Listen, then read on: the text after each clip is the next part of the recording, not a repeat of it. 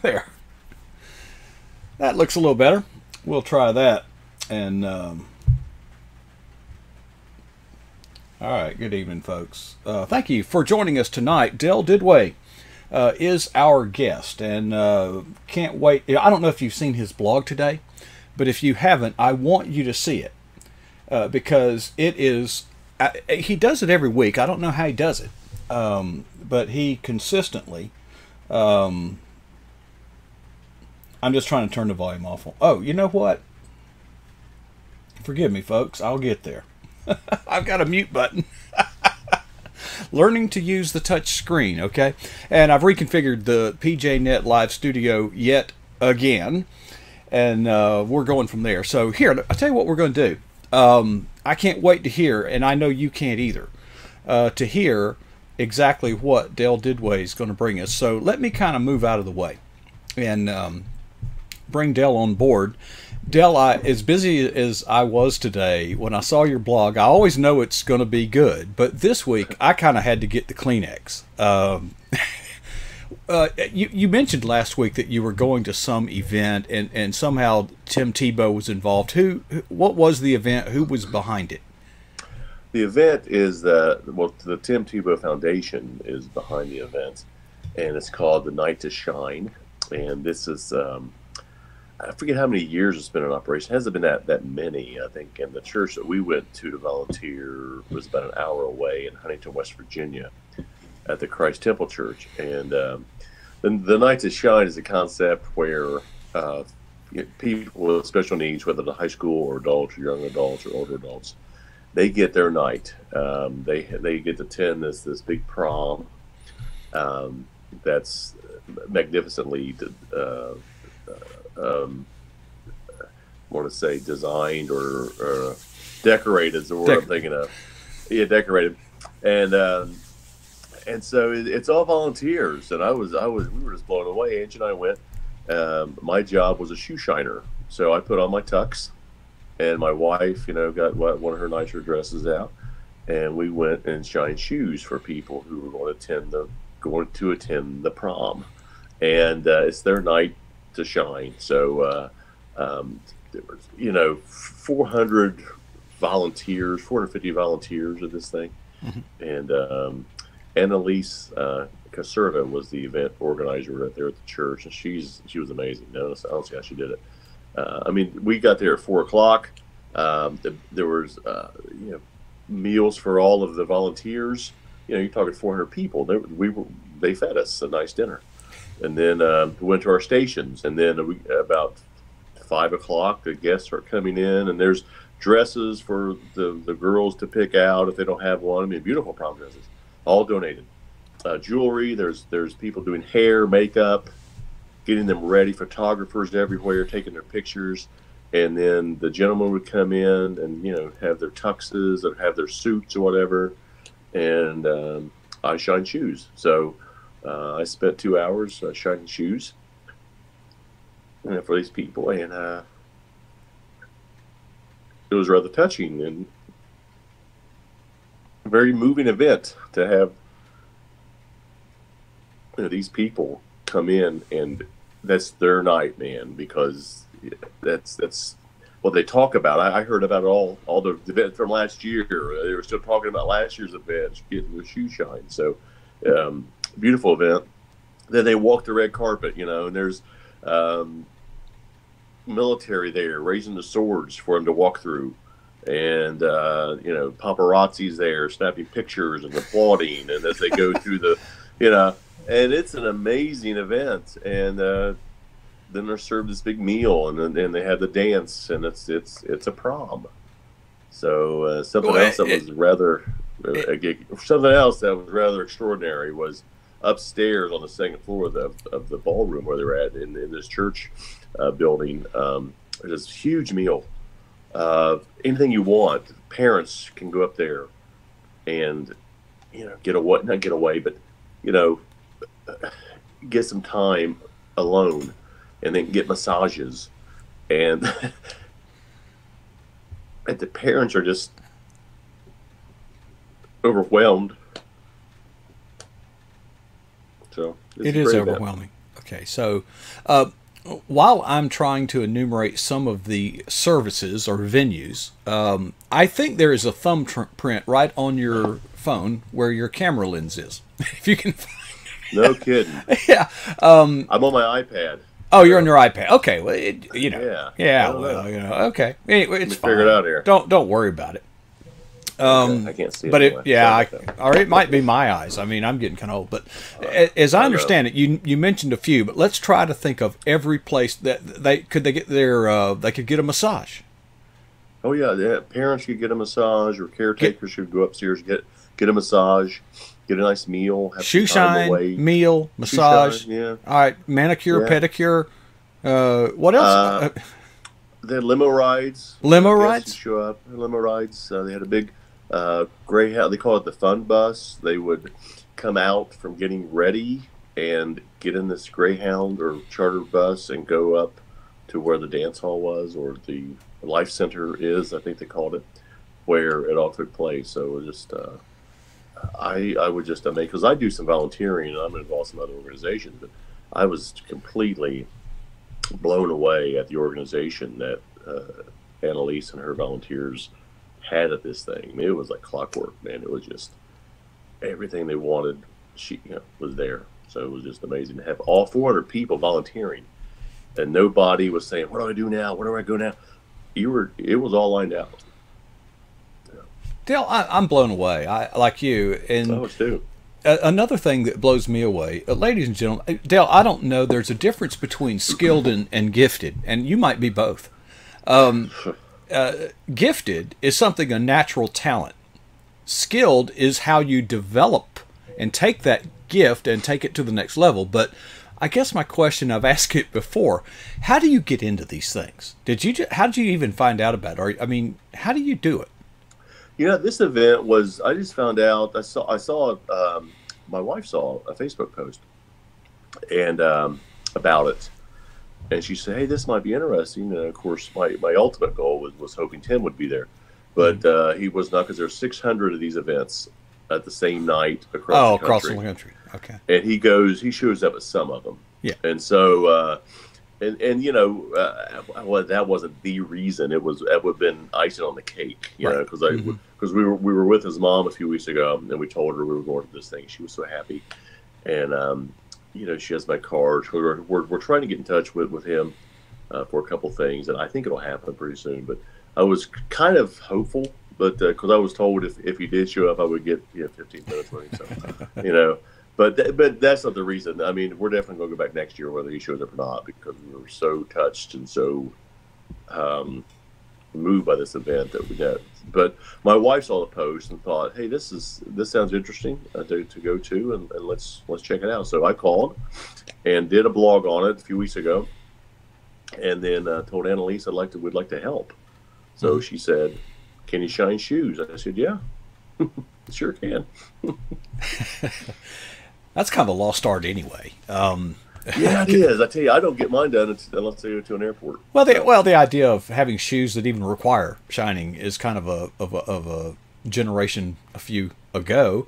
But as I was reading that, Dale, it was kind of hard to hold back the tears, because there were two scriptures, two things that kind of came up in my mind. One is Jesus washed the feet of his disciples. What an act of humility that was, and he wasn't. What an example to follow. And the other one was a parable he told about they were having a big banquet, and some kind of homeless guy came off the street, and he was quickly escorted to the a little out there, over there somewhere.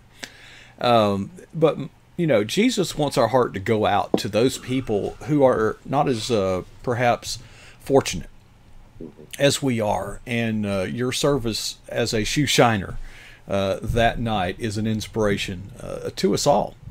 And but that's not something that we are to do once a year. This is an attitude that we should walk throughout the day. What about, I don't know how you do it, but do you get kind of nervous when you're at a stoplight and there's a guy holding a sign, homeless, anything, does that create anxiety for you? we in our area in Southern Ohio, it's a far too common scene. Every morning when I go down by the Tim Hortons, there's several people on about 4 or 5 corners. So we're not numb to it, but I see it 7, 10 times a day. Mm-hmm. It's you know, we try. I try to avoid eye contact with them. I just get very uneasy, and I would not.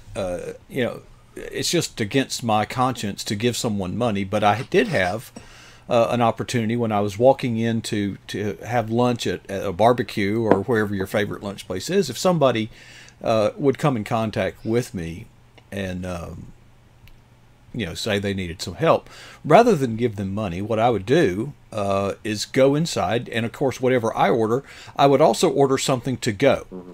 And then on my way out, if they're still there, I would give it to them. If they're not still there, I've got a to-go plate of something I like anyway. So yeah, yeah, I have a fantastic post I did. Not I did it, but there was a blog I did about 2 years ago. My wife and I went out to San Francisco, and we were walking around, and we were coming back from I forget one of the touristy things we were doing, but a lady came up to us, and she says, "Do you have any money? You know, I'm hungry." Mm-hmm. And you know, I just kind of ignored, and my wife said, "What would you like?" And the lady hem-hawed around, and I'm thinking she just wants money. Let's just go. Mm-hmm. My wife said, "Would you like to go in and get something?" And she said, "Yes, I would." And my wife took her in there and got her a hot dog and an ice cream cone. And here I am thinking, you know. Mm-hmm. So I was blown away by that, and I wrote a blog about it, saying, you know, I had to check myself because mm-hmm. I would not have done that, or I didn't do that, but right. My wife did. So. Because it was all the time. We were approached numerous times out there, out in San Francisco. But so I learned a lesson, you know, to not. They're not all brackets. Some of them where we're at, or you know, they're just. It's been documented. They're it's their job, I think. So, well, you know.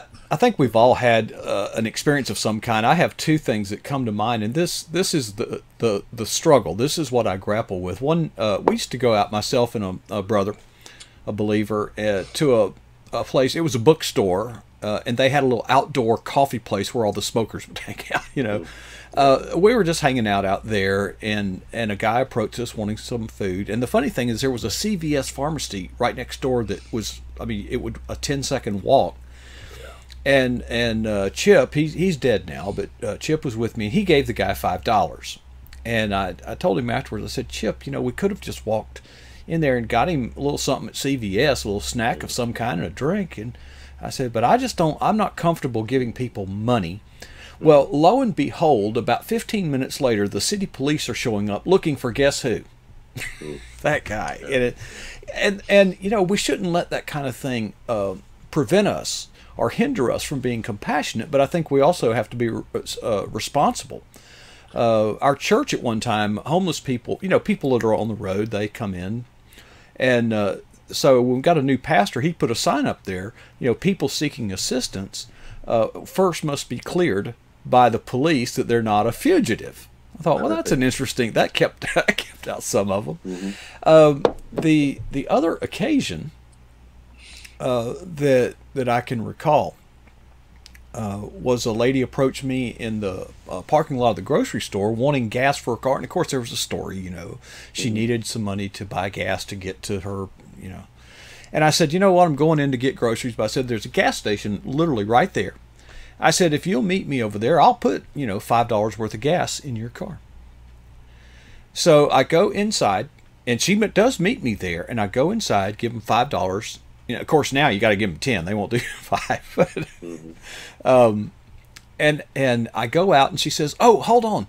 Let me go in. I've got a couple dollars I can add to it." So she dashes into the store, and the next thing you know, the pump shuts off, and the clerk comes out.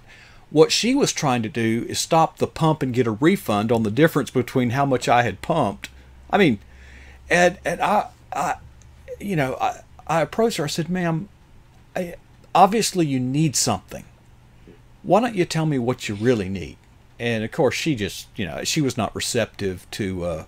I was angry, but I kind of muted that anger because I wanted to find out what's really the problem here. Are you try, I mean, if she would have said, I'm an alcoholic, need a beer, I'd have had more respect for her, But we've all had that happen.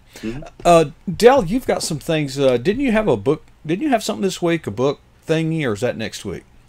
That the book release is the 25th. The official book release of Dugout Devotions is February 25th. I'm looking at my calendar now. February 25th. It's a Monday evening. That's when the official launch is. That's when it'll be. Right now, it's available on for pre-sale on Amazon and NewHopePublishers.com and some other places. But February 25th, it'll be live, and it'll be. We're planning a big shindig, a big party down at one of our local coffee shops, lunch places. She's going to open up for me in the evening. Normally it's not open this late, but she's going to open up a restaurant for me. Her name's Susan, so she's going to do that down at Market Street. So we're looking forward to that. And but that's when it is officially released. So we're looking forward to that day. So I don't know whether you noticed in the blog, I was able to post a video that the church did. And I put a link in there at the bottom. They really did a nice job getting people's testimonials about why they were there. So the whole event was just heartwarming. And tell you one story from that is a gentleman, and I put it in the post. One gentleman came in to get his he wore cowboy boots, and he going to get his boot shined. And he was, I'm going to guess, mid-30s. I'm going to guess 35, 36. And he's asking the other gentleman shining the shoes what his birthday was. And the guy says, I think he said July 3rd, 19, I forget the date he said. And then the guy says, you were born on a Thursday. And the guy's like, oh, I don't know. He was like, I have no idea. So he went and checked, and he was born on Thursday. And he walks over to my wife, and my wife starts talking to him. He says, when was your son born? And she told him the birthday, the day he was born, the year. He goes, it was a Tuesday. And she goes, oh my gosh, yeah, you're right. And so then we mentioned our other son. He goes, he was born on a Wednesday. And she's like, yeah, you're right. So it was amazing, the talent, the gift that this young man had. And he's considered a special needs person, but he could tell any day, the birthday, what day of the week your birthday of the was. Week that the person the day was born on. Yeah. Well, within seconds, just like that. I read that, and I thought, and I'm being the programmer that I am. I said, well, he's got a 1 in 7 chance of being right by random guess. Okay, so that's but in computer programming, we have a way we don't use dates like the calendar. We use how many days it is since what they call an epic date, and then you divide that by 7, and if the remainder is 0, that's Sunday.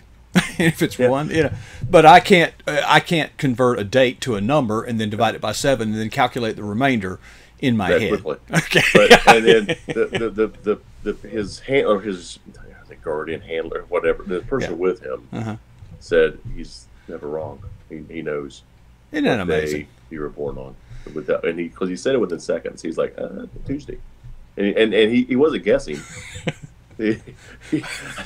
So I was like, I don't remember what day their birthday is every year. I have to ask my wife, when's Gabe's birthday? I don't know. But yeah, so kind of reminds me the truth that there is the movie Rainmaker. People that have special needs are Rain Man, often have special gifts as well. So none of us have an excuse. Dell, I don't know what you're going to do next week. I can't wait. I'll tell you that. And you didn't know last week. No, I didn't. So, but that was a wonderful event. We're going to go back next year. I know you will. I'm going to get my tux cleaned again. Well, hopefully I'll wear it again, but before then, somebody asked me why I wore a tuxedo. I'm like, well, it's a prom. Why not get dressed up to serve people? That's something.